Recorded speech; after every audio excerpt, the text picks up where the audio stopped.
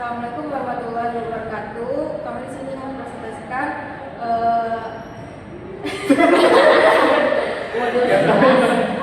modul 11, modul 14.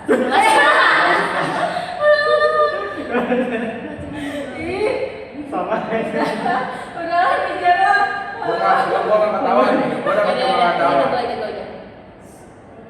Assalamualaikum warahmatullahi wabarakatuh. Kami di sini ingin mempresentasikan modul 11. Perkenalkan, nama saya Sofi Salsabila. Nama saya Sarifah Febriani. Nama saya Muhammad Fairul Nizar. Nama saya Rabi Maulana Abdillah. Nama saya Rena Anggaini. Nama saya Muhammad Rizky Pratama. Oke, di sini akan dimulai oleh rekan saya.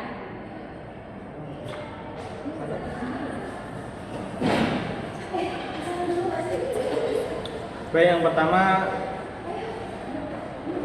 ada modul 11.3.1 yaitu Public and Private IPv4 Address.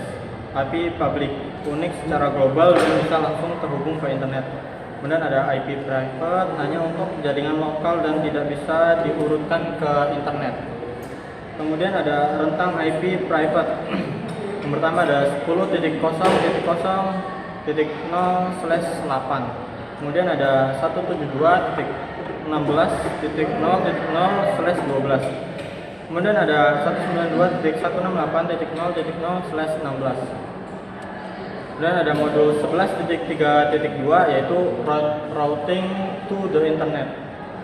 IP private tidak bisa langsung dipakai untuk internetan. Solusinya menggunakan NAT atau Network Address Translation pada router. NAT berfungsi mengubah IP private lokal menjadi IP public saat data keluar dari internet. Kemudian ada modul 11.3.3 Activity Pass or Block IPv4 Address. Latihan interaktif untuk memahami penyaringan atau filtering paket data.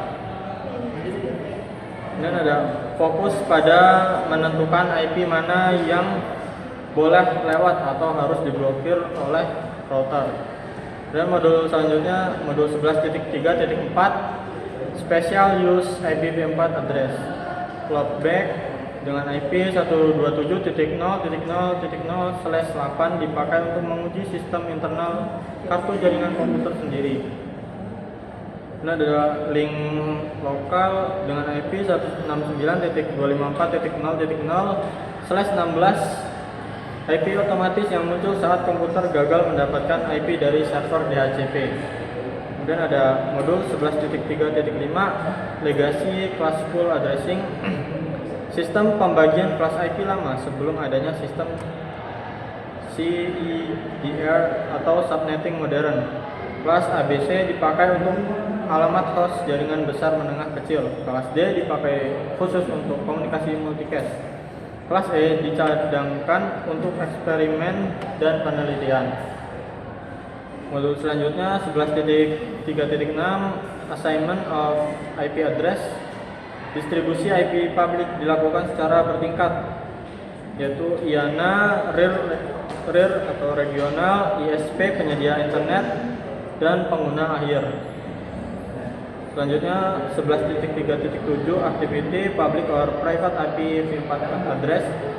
Latihan interaktif untuk menguji pemahaman teori. Kemudian ada berisi kuis untuk membedakan mana alamat IP yang termasuk dan mana yang private. Oke. Materi selanjutnya akan dilanjutkan oleh rekan saya. Udah langsung aja.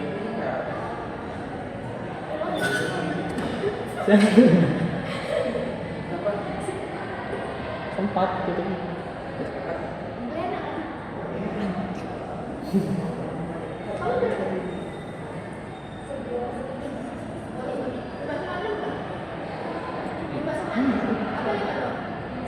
Selanjutnya saya akan menjelaskan chapter 11.4.1 Domain siaran dan segmentasi. Domain siaran merupakan sekumpulan perangkat dalam satu jaringan yang menerima lalu lintas siaran atau broadcast.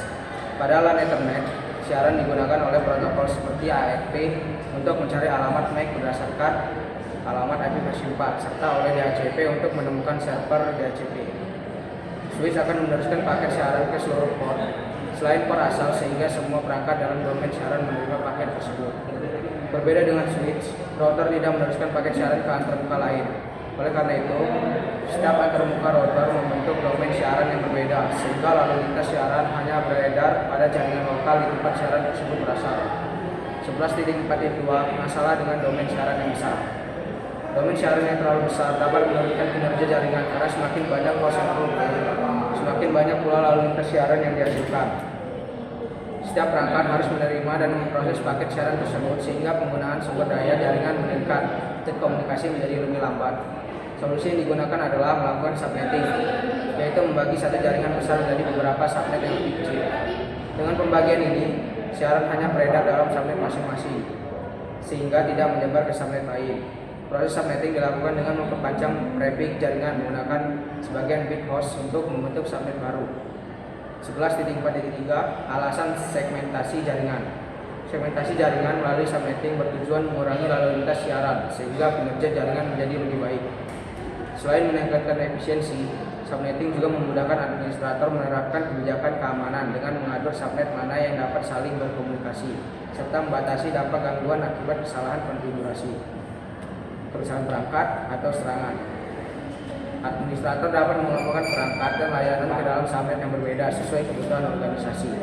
Oleh karena itu, pemahaman mengenai subnetting menjadi keterampilan dasar yang penting bagi setiap administrator jaringan dalam merancang dan mengelola jaringan secara efektif. Selanjutnya akan dijelaskan oleh teman saya.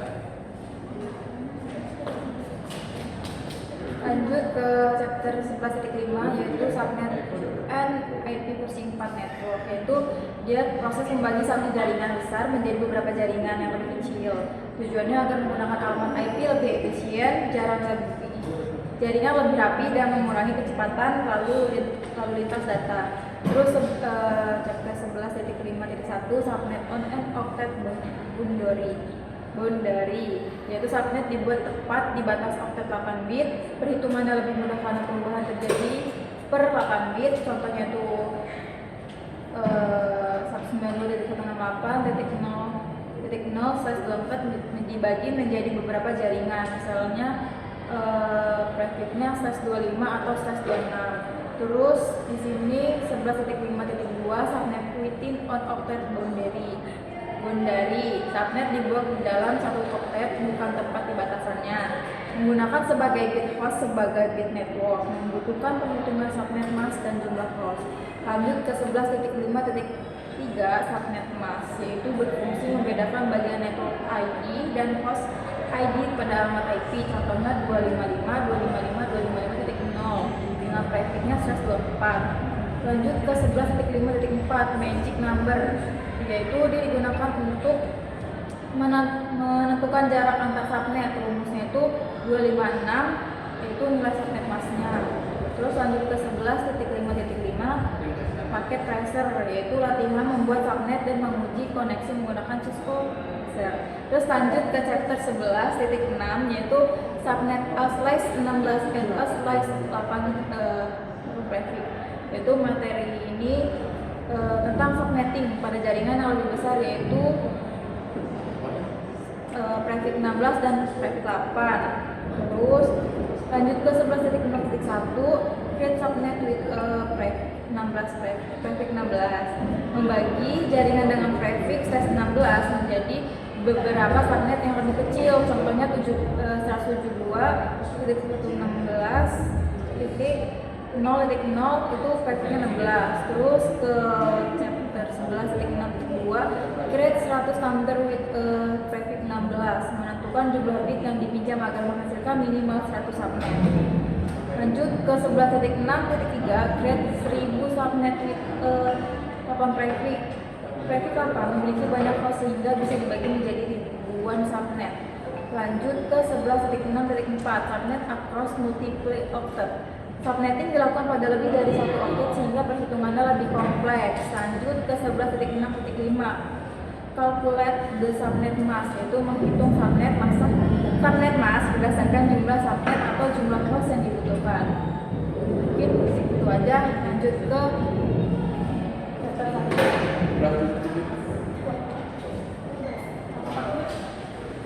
Oke, selanjutnya saya efisiensi subnetting IPv4. Pertama, pada bagian subnet privat vs publik. Jaringan perusahaan terbagi menjadi dua, area intranet atau internal yang menggunakan IPv4 privat agar aman, dan area DNC yang menggunakan IPv4 publik untuk layanan luar seperti web server. Kedua, untuk meminimalkan sisa host berlaku hubungan terbalik. Semakin banyak bit yang dipinjam untuk subnet, sisa alamat host akan semakin sedikit. Jumlah host bersih dihitung dengan rumus 2 pangkat n kurang 2 karena alamat network dan broadcast tidak bisa dipakai host. Ketiga, pada contoh efisiensi subnetting alokasi dari ISP seperti 172.16.0.0/22 memberikan kita 10 bit host atau 1.022 alamat.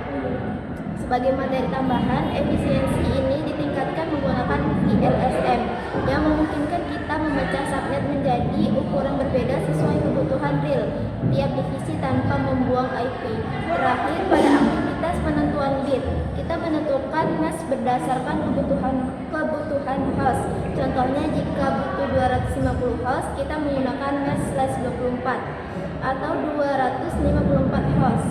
Sedangkan untuk 25 host, kita cukup menggunakan mesh /27 atau 30 host agar menggunakan IP maksimal dan tidak mubazir.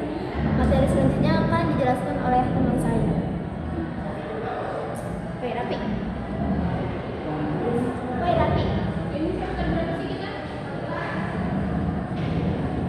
Selanjutnya adalah 11.8.1, yaitu unused address on one subnet.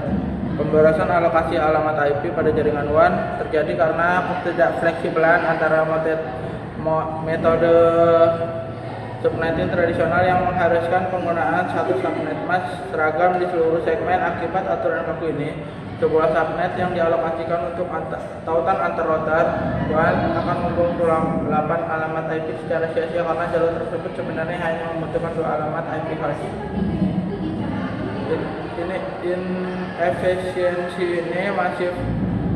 Efisiensi masif ini tidak hanya menghabiskan ruang alamat secara cepat, tetapi juga membatasi potensi pengembangan jaringan di masa depan karena berkurangnya jumlah subnet yang tersedia. Selanjutnya 11.8.4 VLSM atau merupakan solusi modern yang memungkinkan pembagian ruang alamat jaringan menjadi beberapa subnet dengan ukuran bervariasi sesuai kebutuhan real setiap segmen host. Berbeda dengan metode tradisional yang menghasilkan ukuran seragam, VLSM memberikan fleksibilitas dengan mengubah panjang subnet mask melalui mekanisme peminjaman bit host yang dinamis. Prinsip dasar dari metode melakukan subnetting di dalam subnet